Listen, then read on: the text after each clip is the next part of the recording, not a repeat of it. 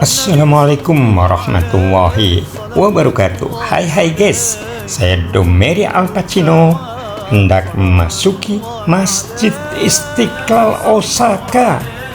Ya, masjid satu-satunya yang didirikan dan dikelola oleh orang-orang Indonesia guys.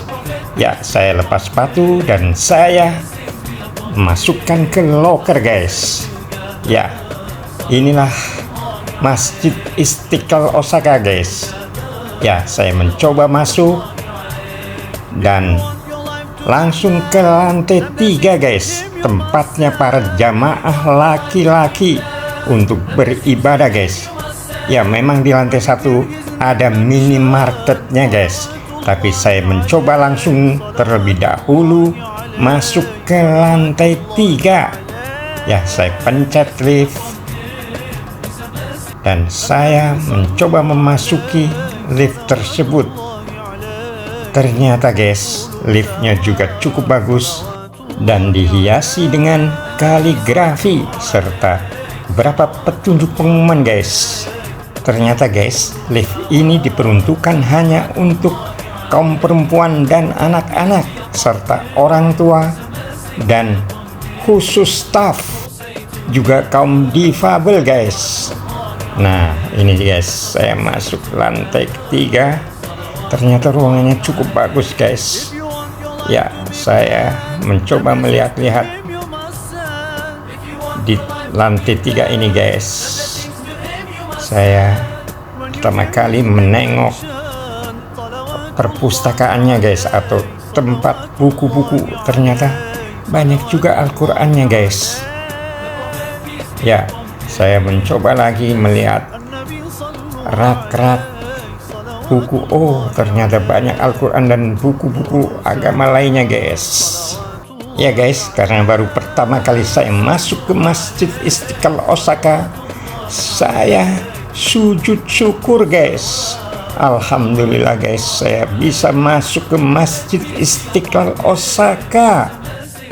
Karena merasa penasaran guys, saya ingin mewawancarai salah satu imam Masjid Istiqlal Osaka. Ternyata guys, imam tersebut adalah orang Indonesia juga.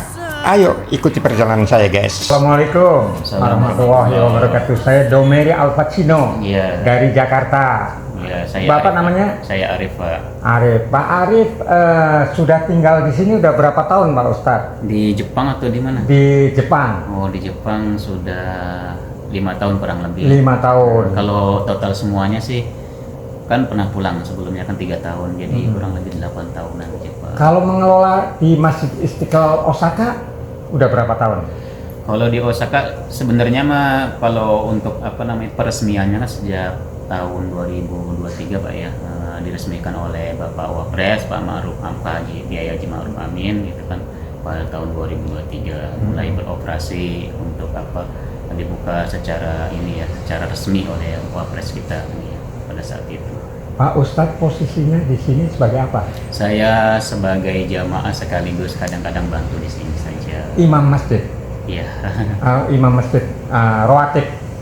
Iya, kadang-kadang alhamdulillah kalau pas waktu ada apa di sini gitu kan. Bagaimana perkembangan Masjid Istiqlal Osaka di sini? Alhamdulillah jamaahnya terus meningkat Pak, alhamdulillah ya. Jadi tidak hanya dari masyarakat Indonesia saja gitu kan, melainkan dari berbagai negara ya, sering berkunjung di sini ya. Jadi ada dari Arab Saudi ya, khususnya dari wilayah Mesir, Tunisia, kemudian dari Bangladesh, India, Pakistan, Malaysia, banyak lagi Pak, dari berbagai Eropa juga ada. Apa benar ini Masjid Istiqlal Osaka ini didanai oleh pemerintah Indonesia? Kalau secara keseluruhan sih enggak. Jadi kita independen ya Pak, mandiri ya. Jadi ini kumpulan dari dana-dana masyarakat ya Pak, masyarakat seluruh dunia, terlebih paling banyak masyarakat Indonesia, alhamdulillah, karena ya diprakarsai oleh teman-teman kita ya, kawan-kawan kita dari orang Indonesia untuk kepengurusannya. Apa benar juga Masjid Istiqlal Osaka ini masjid satu-satunya di Osaka? Kalau masjid Indonesia, iya. Iya. Untuk masjid Indonesia ya, Oh, khususnya untuk pengelolaannya orang Indonesia, dan kemudian yang apa namanya itu, ya yang diurus ya, masjid yang diurus oleh orang Indonesia ini masjid ini. Bisa juga se-Jepang ya?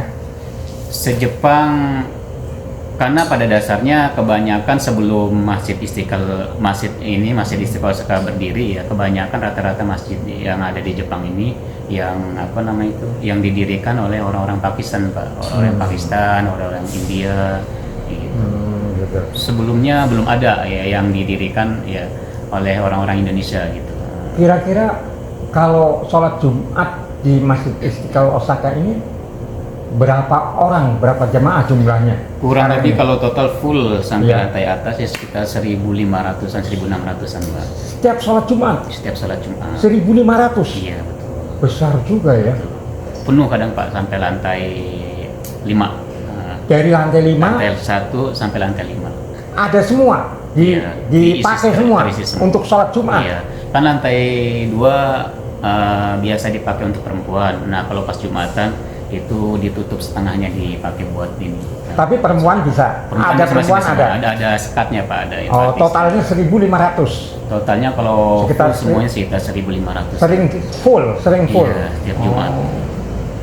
Alhamdulillah, Pak. Alhamdulillah. Jadi perkembangan Islam di Jepang di Osaka khususnya, alhamdulillah yang untuk mualaf pun semakin berkembang, semakin meningkat. Setiap kadang seminggu 2 kali ada yang masuk ini kan, mualaf gitu kan, yang ada yang bersahadat, kadang sebulan sekali ya. Sampai saat ini yang jadi mualaf ya orang Jepang yang di Osaka ya, di khususnya yang apa namanya itu, yang di Istiqlal Osaka kurang lebih 130-an ke atas. 130 Iya. orang setiap 130 Enggak, orang dari semenjak diresmikan diresmikan, mualafnya 130 orang. Iya. Sejak tahun berapa tadi? tahun 2023 itu khusus di ini aja di Istiqlal Osaka. Belum masjid Istiqlal. lain nggak tahu Di ya. Istiqlal. Iya, di Istiqlal. 150 orang. 130 130 orang. Semua orang Jepang. orang Jepang. Oh, Rata-rata alhamdulillah. kebanyakan orang Jepang ya, alhamdulillah. Pak Ustadz Arif sendiri lulusan dari mana, atau pesantren atau bagaimana? Saya dulu kalau apa namanya itu sejarah historisnya dari sekolah madrasah sanawiyah, kemudian pindah ke Muhammadiyah, kemudian juga ininya SMA-nya Muhammadiyah juga. Muhammadiyah mana? Muhammadiyah Klaten, Pak. Klaten. Oh, Iya. orang Jawa. Orang Jawa. Kemudian setelah itu ke Jogja ya, pindah ke Jogja ya, merantau dari Klaten merantau ke Jogja. Kuliah? Kuliah Di mana? di UGM, Lulusan Fakultas Ilmu Budaya, ilmu budaya apa? bahasa Jepang. Bahasa Jepang. Oh, terus di sini kerja? Di sini Juga. kerja, alhamdulillah. Kerja di sini? Enggak, kerjanya di perusahaan, Pak. Dulu di perusahaan, sempat bekerja di perusahaan vendor ini, Komatsu, Kobelco, gitu kan ya, Kubota gitu kan. Saya bagian QC-nya. Oh, oke. Terima kasih banyak Pak Arif. Ya, siap. Mudah-mudahan. Kalau di sini sih alhamdulillah ya, setiap waktu luang ada kesempatan saya datang ke sini ya, bantu-bantu. Itu aja sih. Oke. Kita Jadi, berusaha untuk memakmurkan masjid sini, Ini salah satu imam masjid Istiqlal Osaka yang mumpuni. Alhamdulillah. Insyaallah, masih Terima banyak kasih. belajar, Pak.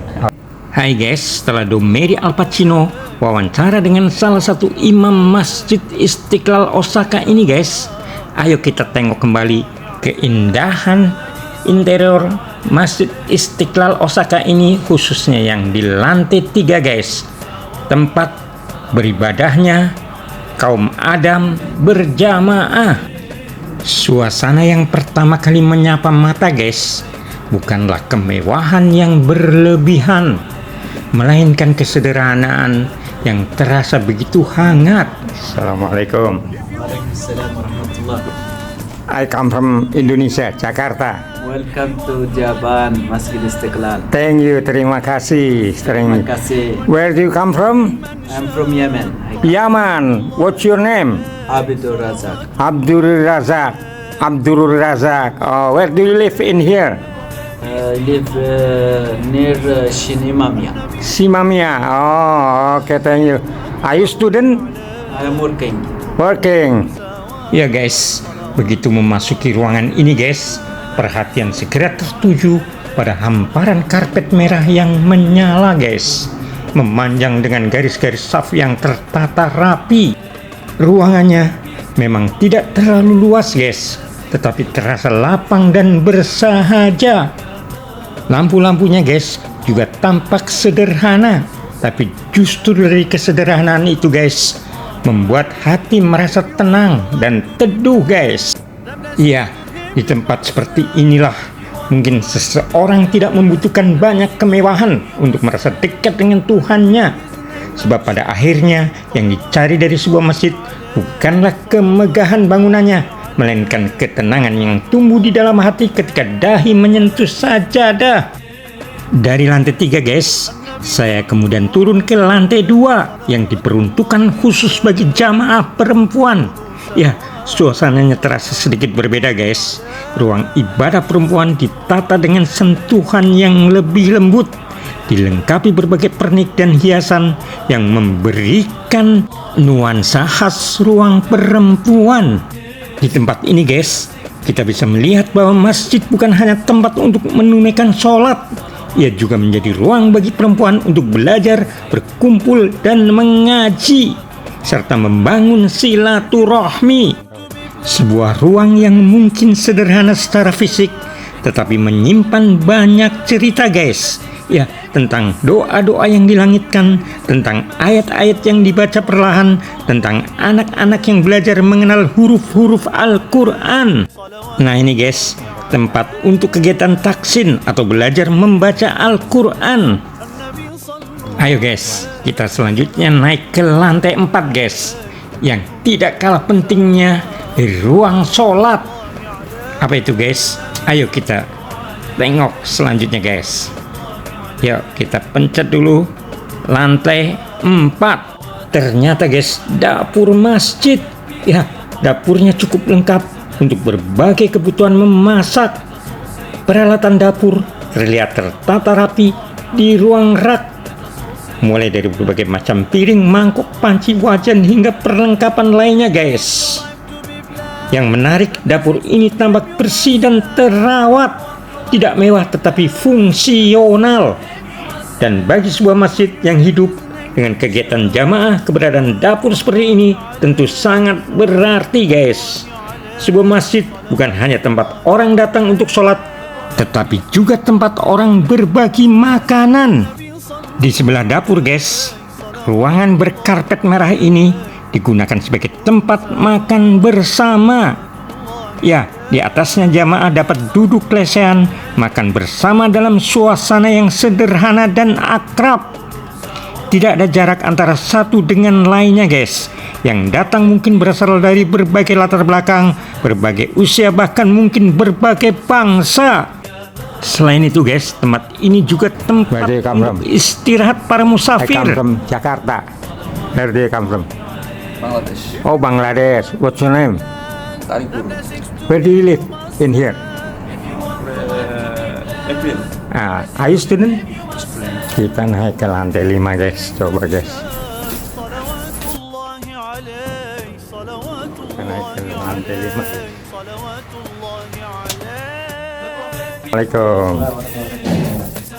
Nah guys, di lantai 5 ini terdapat ruang kantor Masjid Istiqlal Osaka. Ya, ruangan kantor ini disekat menjadi beberapa ruangan untuk menunjang berbagai kegiatan dan pengelolaan masjid. Ya, di balik kesederhanaan bangunan yang kita lihat ini guys, ternyata ada banyak aktivitas yang berlangsung di dalamnya. Iya, berbagai macam aktivitas guys.